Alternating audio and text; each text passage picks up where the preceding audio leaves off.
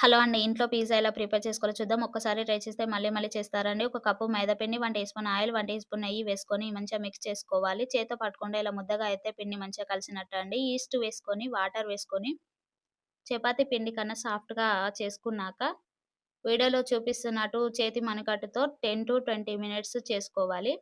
పలచగా అన్నా కూడా చినగకుండా ఉన్నట్టయితే పిండి మంచిగా కలిసినట్టండి. ఒక బౌల్ తీసుకొని ఆయిల్ అప్లై చేసుకొని పిండి పెట్టుకొని వెట్ క్లాత్ వేసుకొని 1 అవర్ పక్కనుంచాలి. పిండి మంచిగా పొంగుతుందండి. 2 హాఫ్స్‌గా చేసుకొని ఉప్మా రవ్వ చల్లుకొని చేసుకోవాలి.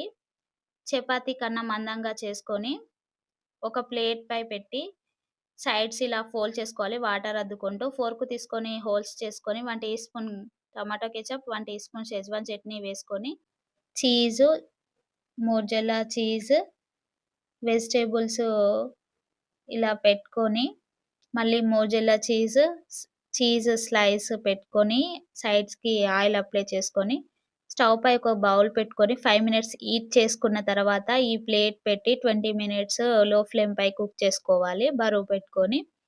పిజ్జా రెడీ అండి. టొమాటో కెచప్, హోమ్‌మేడ్ కోకో కోలాతో తింటుంటే చాలా అంటే చాలా